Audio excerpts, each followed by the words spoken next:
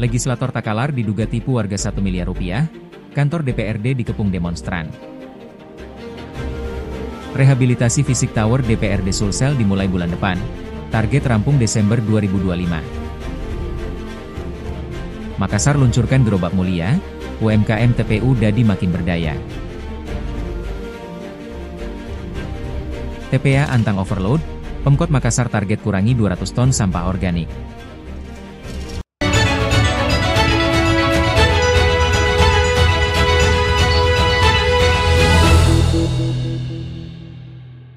Kantor Dewan Perwakilan Rakyat Daerah, DPRD, Kabupaten Takalar, Sulawesi Selatan, digeruduk masa aksi unjuk rasa, Rabu 17 September. Massa dari Aliansi Takalar menggugat, ATM, membakar ban bekas di depan gedung DPRD di Jalan Jenderal Sudirman, Kecamatan Patalasang. Dengan menggunakan mobil pikap hitam sebagai panggung orasi, para demonstran menyuarakan dugaan penipuan yang menyeret salah satu anggota DPRD Takalar, Israwati, legislator dari Dapil 3 asal Partai Gerindra. Menurut Alung, Israwati diduga melakukan perbuatan melawan hukum dengan modus meminjam uang dari puluhan orang, dengan total kerugian ditaksir mencapai lebih dari 1 miliar rupiah. Kasus ini bahkan telah masuk tahap penyidikan di Polres Takalar dan akan dilanjutkan ke Kejaksaan Negeri. Namun, massa menilai Badan Kehormatan DPRD tak kunjung mengambil langkah tegas. Mereka mengajukan 3 tuntutan utama. 1. Mendesak BK DPRD segera memberhentikan Israwati. 2. Mengingatkan pimpinan DPRD untuk menindak tegas seluruh anggota yang melanggar etika dan moral. 3. Meminta Kejaksaan Negeri Takalar menindaklanjuti SPDP dari Polres hingga tahap berikutnya. Selama lebih dari 1 jam aksi berlangsung, tak ada satupun perwakilan DPRD yang menemui pengunjuk rasa. Puluhan personel kepolisian dari Polres Takalar terlihat berjaga untuk mengamankan situasi.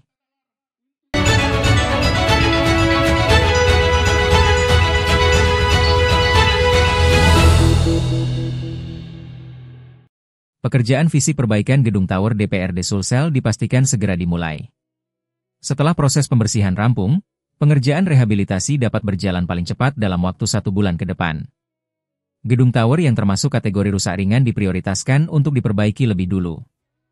Pemerintah pusat menargetkan seluruh pengerjaan tower selesai pada Desember 2025 agar bisa segera difungsikan kembali sebagai ruang kerja sementara. Dirjen Cipta Karya Kementerian PU, Dewi Comistriana, menegaskan bahwa kondisi tower relatif lebih mudah ditangani dibandingkan bangunan lainnya. Menurutnya, dengan perbaikan cepat, tower dapat menjadi solusi sementara sebelum gedung utama dan sekretariat tuntas diperbaiki. Dia menjelaskan, setelah tower rampung, fokus berikutnya adalah rehabilitasi berat gedung utama DPRD Sulsel. Gedung yang dibangun pada 1978 itu masuk kategori rusak berat dan diperkirakan baru selesai pada 2026. Menurut Dewi, faktor usia dan ketiadaan dokumen teknis bangunan menjadi alasan utama lamanya waktu penyelesaian. Selain itu, kajian struktur lebih lanjut juga diperlukan untuk memastikan bangunan sesuai standar konstruksi modern. Untuk ruang sekretariat DPRD Sulsel, pemerintah mengambil keputusan lebih tegas dengan melakukan rekonstruksi total. Bangunan yang mengalami kerusakan paling parah itu diperkirakan memerlukan waktu pengerjaan hingga 2 tahun anggaran, yakni 2026-2027. Dewi menyebut bahwa desain ulang ruang sekretariat sekaligus akan mengakomodasi kebutuhan tambahan kapasitas. Sebab, kapasitas lama yang hanya menampung 48 anggota kini tidak lagi sesuai dengan jumlah anggota DPRD yang mencapai 85 orang, belum termasuk ASN dan staf lainnya.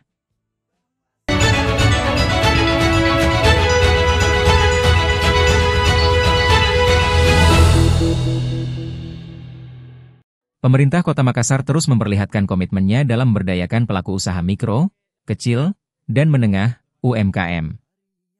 Wali Kota Makassar, Munafri Arifudin, API, meluncurkan program Gerobak Mulia sebagai bentuk perhatian sekaligus solusi dalam penataan kawasan kota yang tetap memberi ruang usaha bagi masyarakat kecil.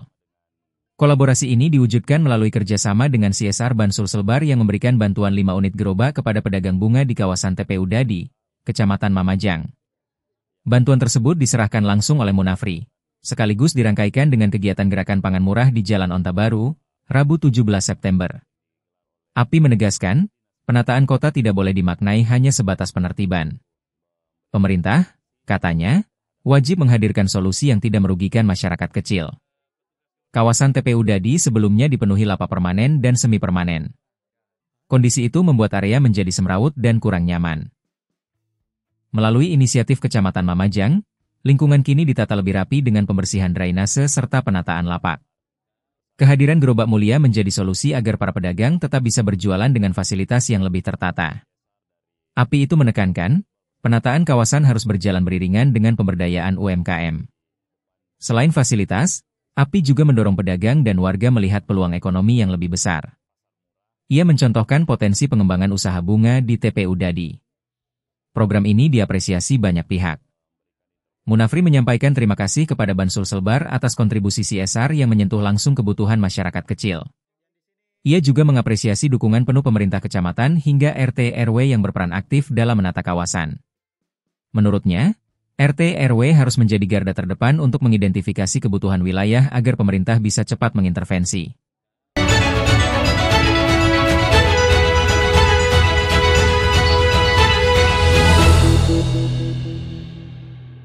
Persoalan sampah di Kota Makassar kian menekan kapasitas daya tampung tempat pembuangan akhir, TPA, Antang.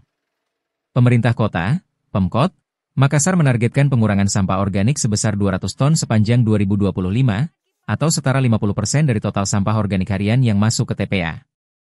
Kepala Dinas Lingkungan Hidup, DLH, Kota Makassar, Helmi Budiman, menjelaskan bahwa timbulan sampah di kota ini sudah mencapai 800 hingga 900 ton per hari. Dari jumlah tersebut, setengahnya adalah sampah organik yang sebetulnya masih bisa diolah. Sementara itu, Wali Kota Makassar, Munafri Arifuddin alias API, mengungkapkan kondisi TPA Antang yang saat ini sudah tidak ideal lagi. Timbunan sampah di lokasi itu telah mencapai 17 meter, dan bila tidak segera diatasi, daya tampung TPA diperkirakan tidak akan bertahan lama. Menurutnya, solusi pengelolaan sampah tidak cukup dengan mengandalkan armada pengangkut. Pemkot kini mendorong strategi pengurangan langsung dari sumber, terutama rumah tangga. Salah satu langkah yang sedang digencarkan Pemkot Makassar adalah gerakan urban farming berbasis komunitas, yang bukan hanya mengelola sampah organik, tetapi juga menghubungkannya dengan ketahanan pangan. Ia menambahkan, Maggot mampu mengurai sampah organik dalam jumlah besar. Jika setiap rumah tangga di Makassar mengolah sebagian sampah organiknya, tekanan terhadap TPA bisa ditekan hingga ratusan ton per hari. Program urban farming pertama di Makassar diluncurkan di Bukit Baruga, kawasan berpenduduk sekitar 7.300 jiwa. Program ini digagas oleh Aslam Katutu bersama Profesor Sudirman Numba, Andi Rahman, dan Mulyadi Saleh. Tidak hanya sekadar menanam sayuran di pekarangan, urban farming ini memanfaatkan berbagai sumber daya lokal, termasuk limbah masjid seperti air wudhu untuk penyiraman. Warga juga mulai mengembangkan budidaya sayur, buah, ayam, hingga ikan. Sebagai strategi jangka panjang, API mencontohkan model di Belanda yang berhasil membangun industri pertanian berbasis greenhouse. Hampir seluruh produksi tomat di negara tersebut berasal dari sistem rumah kaca yang modern.